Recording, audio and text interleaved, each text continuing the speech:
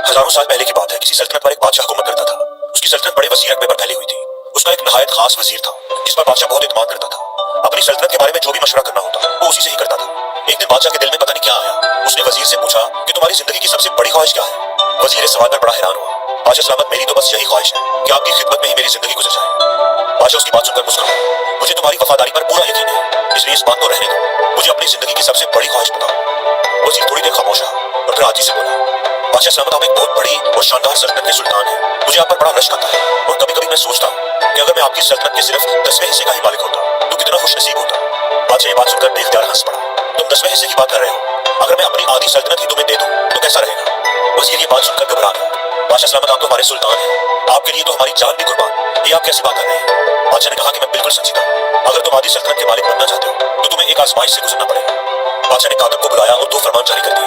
पहला फरमान ये था कि मेरी आधी सल्तनत इस वजीर के नाम कर दी जाए और दूसरा फरमान ये था कि इस वजीर का सर कलम कर दिया जाए। वजीर ये सब देखकर परेशान हो गया। बादशाह सलामत, मुझ पर रहम करें। मैंने तो सारी जिंदगी आपकी खिदमत की है। मैंने तो आपके कहने पर ही अपनी ख्वाहिश बयान की थी। आप मुझे ये सजा न दें। बादशाह ने कहा कि मैं तुम्हें 30 दिनों की मोहलत दे रहा हूँ। इन 30 दिनों में तुमने 3 सवालों के जवाब तलाश करने हैं। अगर तुम कामयाब हो गए तो दूसरा फरमान यानी मौत का फरमान कैंसिल हो जाएगा और तुम्हें आधी सल्तनत मिल जाएगी।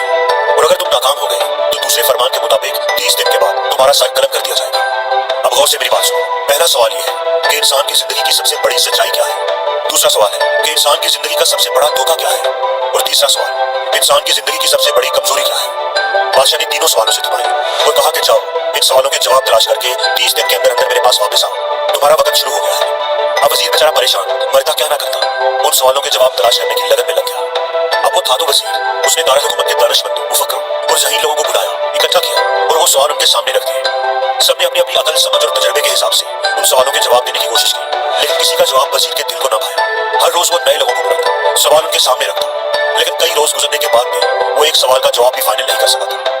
जो वक्त गुजरता जा रहा था उसकी परेशानी बढ़ती जा रही थी। मौत की तलवार उसे अपनी गर्दन पर लटकती हुई महसूस हो रही थी। जब दानिशमंदों से बात न बनी तो वो अपना घर बार छोड़कर किसी फकीर, किसी अल्लाह वाले की तलाश में निकल पड़ा कि शायद उन्हीं के पास से उसे अपनी मुश्किल का हल मिल जाए। कई दिनों तक वो जंगलों और पहाड़ों की खाक छानता रहा, वादियों में घूमता रहा। जहां कहीं भी उसे किसी बुजुर्ग, किसी नेक आदमी का पता चलता वो उसके पास पहुंच जाता, लेकिन कोई भी उसकी मदद ना कर सका। दिन रात सफर कर करके उसकी हालत खराब हो चुकी थी। उसे अपनी वजारत भूल चुकी थी। उसके जूते फट गए थे, उसके पाँव में छाले पड़ गए थे, दाढ़ी बढ़ गई थी, बाल बेतरतीब हो गए थे। अब वो कहीं से भी वजीर नहीं लगता था। एक महीना कितनी जल्दी गुजर गया उसे पता भी नहीं चला। महीने के आखिरी रोज उसने वापसी गिरा ली। उसे यकीन हो गया था कि आज उसकी जिंदगी का आखिरी दिन है। महल के पास पहुंचते पहुंचते उसकी हिम्मत जवाब दे गई थी। वो थोड़ा आराम करने के लिए एक दरख्त की छांव में जैसे लेट सा गया। आखिर आप सही जगह पर पहुंचे हैं। उसे एक आवाज आई, आपके तीनों सवालों के जवाब सिर्फ मेरे ही पास है। ये आवाज सुनकर वो बेख्तियार उछल पड़ा। उसके जिस्म में तो जैसे जान आ गई थी। उसने पलट के देखा, वो एक फकीर था जो दरख्त की छांव में बैठा हुआ था। उसके हाथ में सूखी रोटी थी जिसे वो पानी में डबो डबो कर खा रहा था। उसके पास ये कुत्ता था जो बर्तन में दूध पी रहा था। तुम्हें कैसे पता चला कि मैं सवालों के जवाब ढूंढ रहा हूँ? कौन हो तुम? वजीर ने पूछा। वो फकीर मुस्कुराया। उसने अपनी बोसीदा सी चादर उठाई जिस पर वो बैठा हुआ था। उस चादर के नीचे एक इंतहाई बेशकीमती लिबास था जो सिर्फ बादशाह के इंतहाई मुकर्रब लोगों को ही मिलता था। जनाब, एक वक्त था कि मैं भी आपकी तरह बादशाह का इंतहाई करीबी वजीर था और मुझसे भी वही गलती हो गई थी जो गलती आपने की है। तो तुम भी सवालों के जवाब तलाश नहीं कर सके, लेकिन बादशाह ने तुम्हें जिंदा कैसे छोड़ दिया? वजीर ने पूछा। नहीं जनाब, मुझे इन सवालों के सही जवाब मिल गए थे और बादशाह ने अपने वादे के मुताबिक अपनी आधी सल्तनत मुझे दे दी थी। लेकिन मैंने उस सल्तनत के परवाने को फाड़ कर बादशाह के हवाले कर दिया था कि यह सल्तनत आपको ही मुबारक हो, और खुद इस कुटिया में आकर बैठ गया। वजीर हैरत से उसकी बात सुन रहा था। उसने दिल ही दिल में सोचा कि ये कितना बेवकूफ आदमी है कि बादशाह छोड़कर फकीर बना बैठा है। लेकिन ये वक्त उसकी हमाकत पर अफसोस करने का नहीं था, बल्कि अपनी जान बचाने का था। वो उस फकीर के कदमों में गिरकर गिड़गिड़ाने लगा, मेहरबानी करके मेरी जिंदगी बचा लो, मुझे उन सवालों के जवाब दे दो। फकीर ने कहा कि मैं तुम्हारी मदद करता हूँ। पहले 2 सवालों के जवाब मैं तुम्हें मुफ्त में दे देता हूँ, लेकिन तीसरे जवाब के लिए तुम्हें कीमत अदा करनी पड़ेगी। मैं अपनी जान बचाने के लिए हर कीमत अदा करने को तैयार हूँ। वजीर फौरन बोला। फकीर ने कहा कि पहले सवाल का जवाब सुनो। जिंदगी की सबसे बड़ी सच्चाई मौत है। हर किसी को उसका सामना करना ही पड़ता है। कोई चाहे कितना भी ताकतवर, अमीर या असर रसूख वाला क्यों ना हो, वो इस सच्चाई से नहीं बच सकता।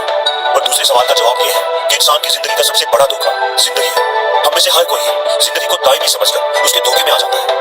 वो दोनों ही जवाब वजीर को सही लगे थे। फकीर की बातों में सच्चाई थी, उनको झुटलाया नहीं जा सकता था। अच्छा, तो तीसरे सवाल के लिए तुम्हारी क्या शर्त है? वजीर ने आहिस्ता आवाज में पूछा। फकीर ने मुस्कुराते हुए कुत्ते के सामने से दूध का बर्तन उठाया और वजीर के सामने रख दिया। तीसरे सवाल का जवाब हासिल करने के लिए तुम्हें कुत्ते का बचा हुआ ये दूध पीना पड़ेगा। वजीर के माथे पर पसीना आ गया। उसे इस बात की तवक्को नहीं थी। कुत्ते का बचा हुआ दूध भला कोई कैसे पी सकता है? उसने नफरत से दूध की तरफ देखा और पीछे हट गया। फकीर उसकी हालत देखकर मुस्कुराने लगा। तुम्हारे पास अब दो ही रास्ते हैं। वो सामने महल का दरवाजा, तुम्हारी मौत का दरवाजा है। जाओ, वो शाही जलाल तुम्हारा सर तम से जुदा कर देगा। लेकिन अगर तुम अभी जीना चाहते हो और आदि सल्तनत के मालिक भी बनना चाहते हो, तो फिर तुम्हें ये दूध पीना ही पड़ेगा। फैसला अब तुम्हारे हाथ में है। वजीर सोच में पड़ गया। एक तरफ उसकी जान और आदि सल्तनत थी और दूसरी तरफ इज्जत नफ्स की कुर्बानी थी। कुत्ते का बचा हुआ दूध था। दोनों ही काम बड़े मुश्किल थे। कितनी ही देर वो सोचता रहा। आखिर जान और माल जीत गया और इज्जत नफ्स हार गई। उसने वो दूध का प्याला उठाया और आंखें बंद करके मुंह से लगा ली। एक ही सांस में वो सारा दूध पी गया।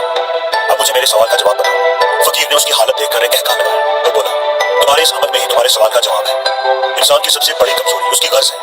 अपनी गर्ज अपने मतलब के लिए वो कुछ भी कर सकता है। कुत्ते का बचा हुआ दूध भी पी सकता है। और यही वो सच है जिसने मुझे सल्तनत का परवाना फाड़कर इस कुटिया में बैठने पर मजबूर कर दिया। मैं जान गया था कि जो मैं मौत को फरामोश करता जाऊंगा और जिंदगी के धोखे में आता जाऊंगा, उतना ही मैं गर्ज की दलदल में धंसता चला जाऊंगा। और मुझे रोज उस दलदल में सांस लेने के लिए गर्ज का गलीज दूध पीना पड़ेगा। तुम भी अगर जिंदगी की इन तलख हकीकतों को जान लोगे तो तुम्हारी जिंदगी भी अच्छी गुजरेगी। वजीर शर्मिंदगी की हालत में फकीर की कुटिया से बाहर निकला और बादशाह के महल की तरफ चल पड़ा। फकीर की बातें उसके जहन में घूम रही थी। अपनी इज्जत नफ्स की कुर्बानी देकर उसे अपने घटियापन का एहसास हो रहा। उसे लगता था कि उसने कोई बहुत बड़ा जुर्म किया है। उसे अपनी जात से नफरत महसूस हो रही थी। दोस्तों, इस कहानी से हमें एक बहुत बड़ा सबक मिलता है। हमें जिंदगी के इन बुनियादी सवालों पर जरूर गौर करना चाहिए कि हम लोग कहीं जिंदगी के धोखे में आकर गर्ज के पीछे तो नहीं भाग रहे।